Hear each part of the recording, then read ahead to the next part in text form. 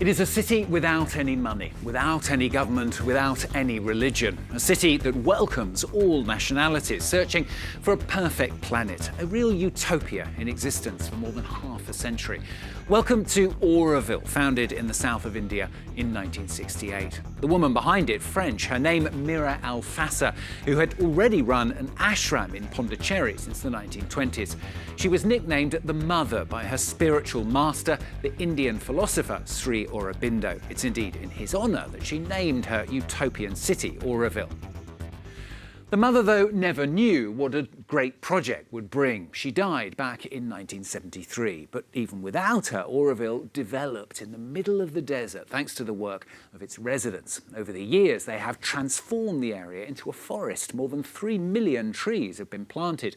The community has developed with the support of UNESCO and has been granted special status by the Indian government. As they settle there, the Aurovillians need to cede their property to the community and renounce private ownership. Well, today the city is home to 3,300 inhabitants, nearly half of whom are Indian and 20% are French. Some denounce the project as sectarian, but the great experiment continues with its successes and its failures. Well, Marion Laouamen and Navodita Kumari revisit Auroville for France 24.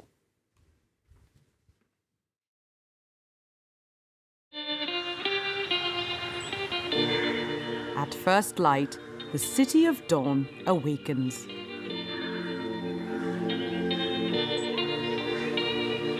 Surrounded by nature, Angelica heads out on her bicycle. Silence is a time in the day there are no people. Yeah, it's something that frees my mind. 3 years ago, Angelica left her native Colombia to settle in southern India, in Auroville. An oasis of 20 square kilometers, Auroville is the size of the city of Cannes. Angelica came here to try out a new way of life. She comes to this community kitchen 6 times a week and cooks an average of 50 meals a day with her team. These are takeaway meals for Auroville residents who'd like them. We have this paper where people come and write their name, their account number, and the portions of food that they want. Good morning. This 33-year-old Colombian joined this kitchen 5 days after she got here. 20 portions, 24. Do you think more? There are 3 more in the cool room. Each newcomer must get involved in the community. You can choose wherever you want to work. I never imagined working in a kitchen. This is not one of the skills that I had. I love it. Caring for the health, because at the end, food is health of the community.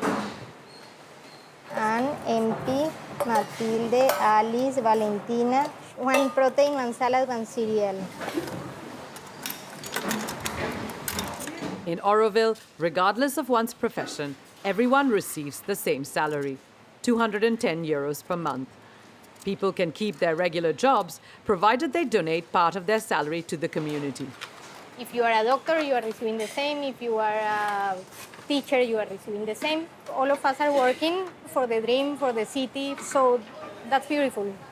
In another place, you are working to feed yourself and to feed your family. Here, apparently, we are working for the same. Giving your time to the community is one of the fundamental principles here. And this is what unites the 3,300 residents from 60 nationalities.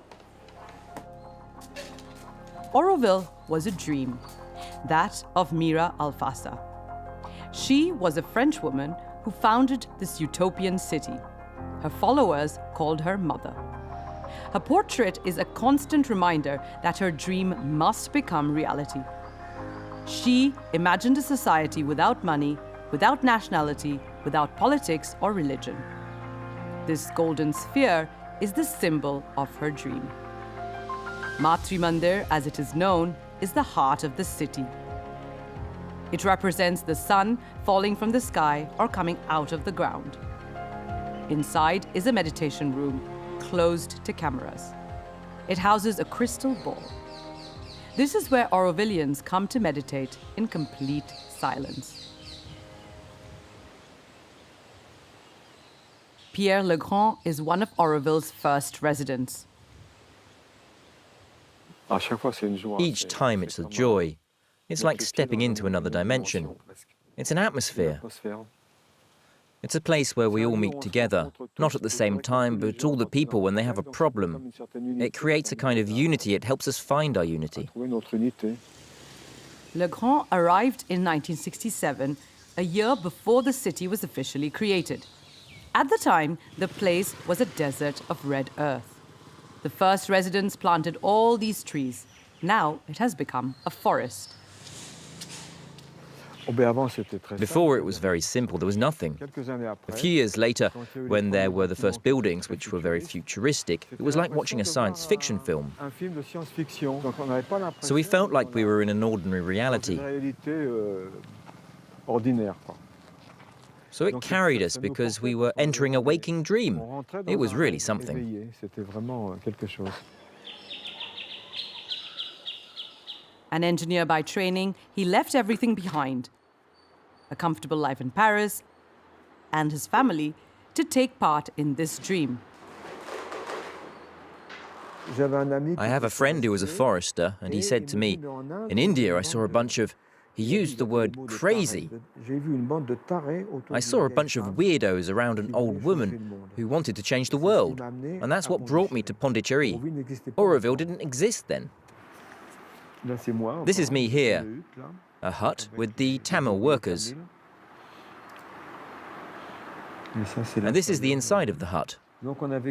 So we lived for years in palm houses like that. It's funny to see all these people when they were younger. Legrand and others were inspired by the events of May 68. They were a few dozen at first, and then there were 100 of them. Legrand was there on the first day of the construction of the Matri Mandir. When I say we started digging, look, there were 1, 2, 3, 4, 5 people starting a hole. It was a very small hole. And afterwards, when we called the villagers to help us, it became a construction site. It was like building the pyramids in Egypt. It's more than a utopia, it really is. A utopia always remains up in the air. Change the system and create a new society. It is with these ideals in mind that Krishna Mackenzie landed in Auroville. 26 years ago, it was here that this Scot planted the first seed that would become a forest farm. His dream? To develop a new, more sustainable agricultural system.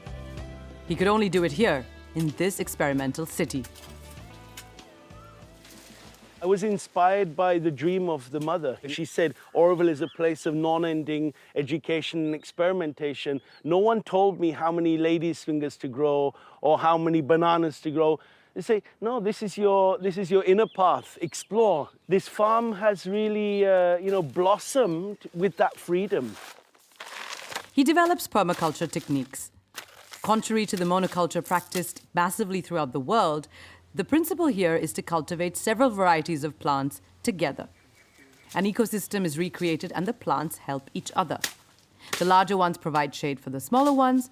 Those that lose their leaves feed the soil.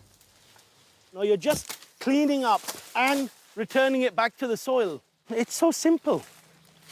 Nearly 200 varieties of plants grow on these 2 hectares. There is food at every step. There are bananas, and there's turkey berry, and there are guavas, and there are papayas, and there's soursop.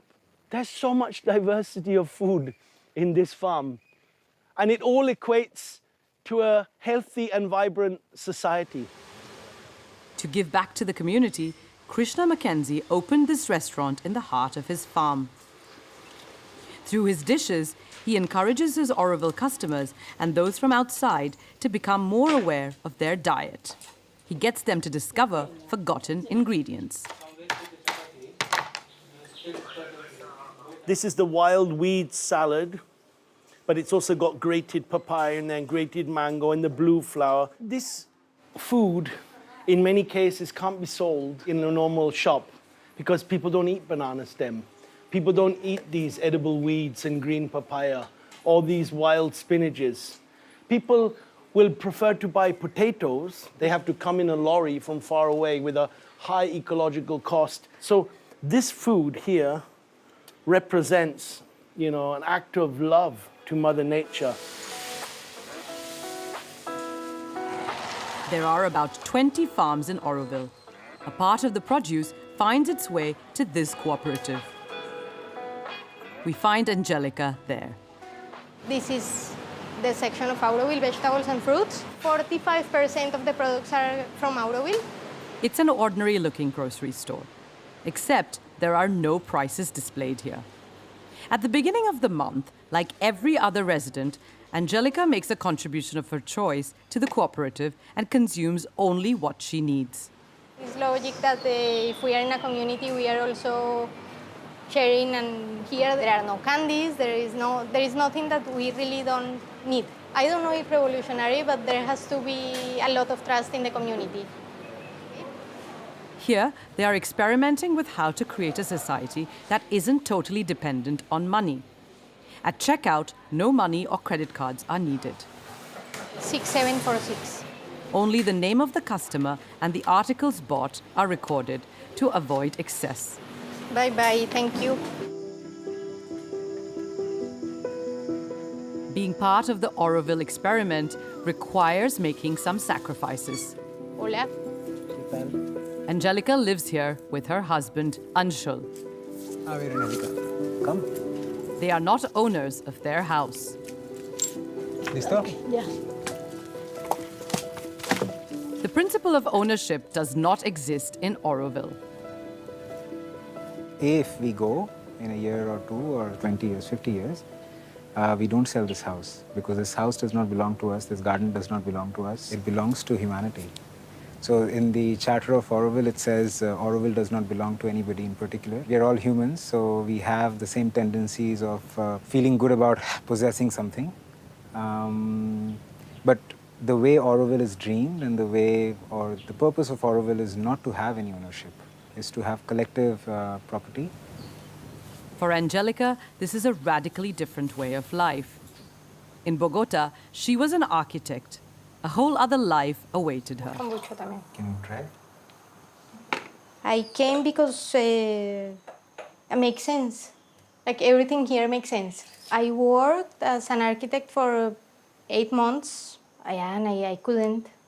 One of the main reasons I think that it was to not keep fighting against the system. Half a century later, the utopian city hasn't prospered as much as expected. Auroville is an ambitious project in perpetual construction. Shall we talk about the plan? Yeah, it's a good idea. Toby Newman and Sindhuja Jagadish are on the city's development council. They have made it their mission to complete the will of the mother. They want to follow the original plans, which date back to the end of the 1960s. You see gradually everything developing. Matrimony got completed, gardens got completed, all kind of buildings came. Residential sector 1 and 2 started to get shape for the first time. I mean, you see development every time. When you come a year later, you think, a lot have changed, a lot have changed. But if you look overall, Mother wanted it in 5 years, everything ready. We are far from completed.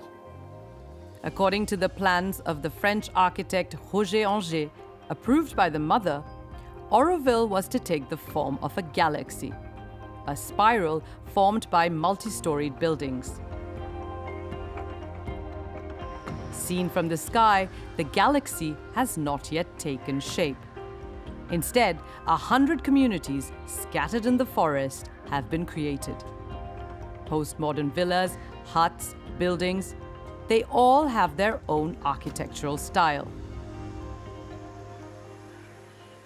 The priority for this team dedicated to the development of the city is to build new housing.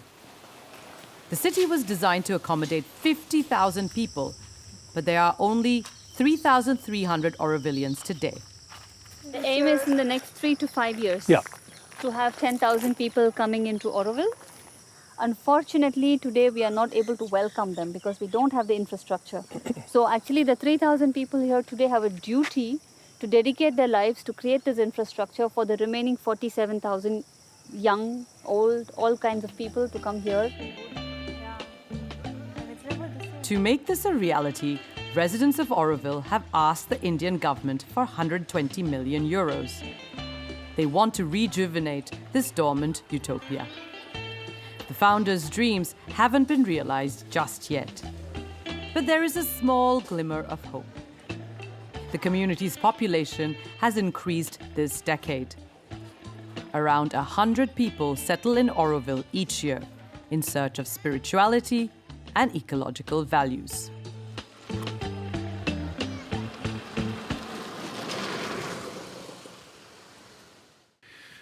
Marion Laouamen and Navodita Kumari revisiting Auroville for France 24. Well, that's all from this week's edition. Don't forget, of course, you can catch it and the previous editions as well on our website. That's at france24.com.